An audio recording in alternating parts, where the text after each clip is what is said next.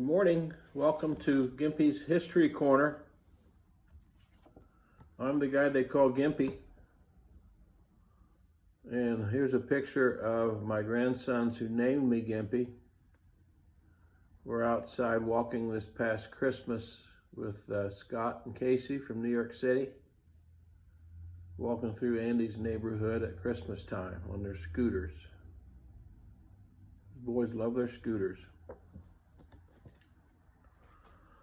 This is video number 46 of Gimpy's History Corner. And the topic this time, historically, is a Shawnee Indian chief called Tecumseh. I've read several books on Tecumseh. This is my latest one, A Sorrow in Our Hearts, The Life of Tecumseh, by Alan W. Eckert, author of The Frontiersman. The Frontiersman's the first book I read years ago. I used it to teach Ohio history when I was a teacher back in the 70s and 80s. Eckert's a great researcher and a great writer, I think. All right, Tecumseh, Shawnee Indian, born March 9th, 1768, near Xenia, Ohio, which is over by Dayton. I drive past Xenia on my way to my hometown. And when he was born, his mother was in the teepee or longhouse, whatever they were sleeping in, having Tecumseh's birth. And the father looked in the sky and saw a shooting star.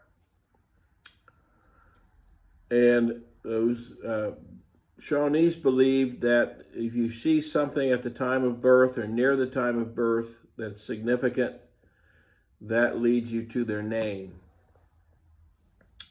So Tecumseh means panther passing across. So they believed shooting stars were panther gods shooting across the sky. So that's where the name Tecumseh comes from. Panther passing across, the shooting star. His father was Puckshinawa. He's a Shawnee chief who was killed in the Lord Dunmore's War in 1774, right before the American Revolution. His mother was of Creek heritage, so she was from a different tribe. I'm not sure how that happened, if that was just a romantic thing where they fell in love and got married, or if the Shawnees attacked the Creek village and took prisoners, and Puckshinawa liked this girl, so he took her as his wife. I don't know. But as soon as Puckshinawa died, Mother Muskogee was her name, Muskogee, she went back to Missouri. Apparently that was the tradition, that if your husband dies and leaves you a widow, rather than stay with that tribe, you leave and go back to where you came from and start over. Wow. So Tecumseh was raised by his sister, and her name was Tecumseh, and mentored by older brother Chesikal. By age 15, he was involved in skirmishes with settlers and militia. And in 1794, he was involved in the Battle of Fallen Timbers, where Blue Jacket was the chief. The Native Americans lost that battle, and Tecumseh refused to sign the Treaty of Greenville. Greenville's a town in Ohio. So he's kind of like a rebel. He's not going to go along with these treaties these chiefs are signing. He's becoming an emerging orator. Discovered that words could be as powerful as weapons. And his brother Chesikal died in 1792. And Tecumseh returned to Ohio and began leading warriors on skirmishes and raiding parties. he developed something called a pan-tribal vision. He dreamed of a united indigenous tribe unity to resist American settlement in their territory. He says no single tribe should ever sell their land. This should be a pan-tribal decision. All the tribes need to work together, which was a really hard thing to do because Native American tribes fought each other almost as often as they fought the white man. His brother was called the prophet. His real name was Tenskwatawa. He was physically handicapped by a bow and arrow accident that put one of his eyes out. He was blind in one eye, so he kind of looked like a pirate. And Tecumseh became his protector and political strategist. And Tenskwatawa was called a prophet because he said he had visions that the Shawnee gods would speak to him and tell him what they should do. And Tecumseh kind of used his brother as his stand-in leader while he was gone. Tecumseh traveled a lot, talked to these tribes about the pan-tribal vision, and he trusted his brother to keep things under control while he was gone. They set up a town in Indiana called Prophetstown, and emphasized unity, cultural pride, and resistance, and he made these speeches all the way from the Great Lakes down to the Gulf of Mexico. So here we are, 1811, November.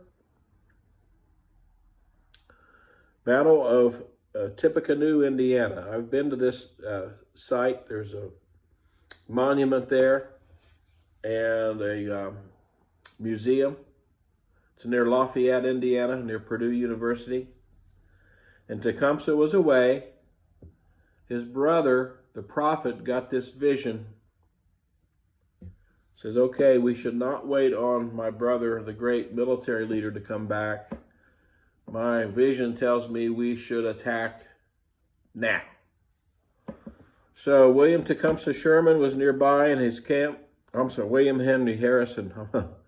I gave away the name there. William Henry Harrison's camp of soldiers was nearby in the Prophet's Town. There's a rock ledge in this park where supposedly the prophet made this speech to his tribe, getting them fired up to attack. Had a pre-dawn attack on William Henry Harrison's camp, but the Americans were too strong for them and defeated the Indians. And Harrison's men burned Prophetstown, which is down the road from there. And that defeat undermined the prophet's credibility. Yeah, he had this great, he was supposed to wait on Tecumseh to come back, and he jumped the gun, went too early, didn't wait for his brother, decided he had all the power, and he blew it.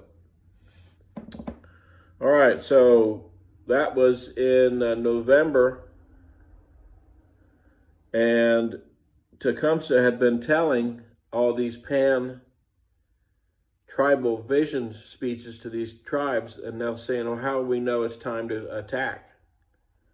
And he said, I will stomp the ground, and you will feel it shake, and you will know that's the sign to attack.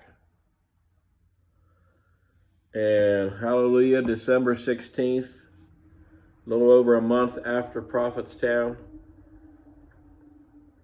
in 1811, the New Madrid earthquake struck out on the Mississippi River, and you could feel it all throughout the eastern part of the United States. So if only his brother would have held off, holy mackerel, what could have happened if he'd have waited and got this earthquake, and the Indians would know now's the time, let's attack. Who knows what would have happened? Okay, so Tecumseh came back, obviously furious at his brother. What in the heck were you doing? I told you not to do this. I told you to wait. I had this sign about the earthquake, but you couldn't wait. You had to go. So that was not good. All right, 1813, the War of 1812 broke out between England and the United States. James Madison was president. Tecumseh decided to ally with the British against the American settlers who were taking his land. And in the Battle of Lake Erie, Tecumseh was killed, October 5th, 1813. We don't know what happened to his body. We assume the Indians, his Shawnee tribal warriors, found him and carried him back and buried him somewhere, but we don't know where. There is an outdoor drama near Chillicothe, Ohio, that I went to years ago. It's very well done. It's in an amphitheater outside Chillicothe. And they have actors, of course, playing these roles. And it's very, very interesting. Well done. At least it was when I went years ago. I'm not even sure it's still going on. It's been 30 years ago when I was younger and went to it. So Tecumseh is a big deal in Ohio. There are high schools named after him. Again, outdoor dramas. He's a big deal back in Ohio. All right, that's Tecumseh, Shawnee Indian Chief. Big books. Alan W. Eckhart's a great author. I recommend any of the books by Eckhart on the frontier. Books with Simon Kenton, Blue Jacket, Tecumseh, The Prophet, William Henry Harrison. All those characters are in these books and historically accurate.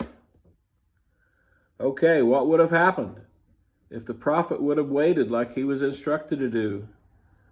And the New Madrid shakes, as they called them, shook the ground, and the Indians would have seen that, knew that Tecumseh was right, and attacked. Who knows what would have happened? Okay, you guys have a great day. Hang in there. Do great things. Thank you.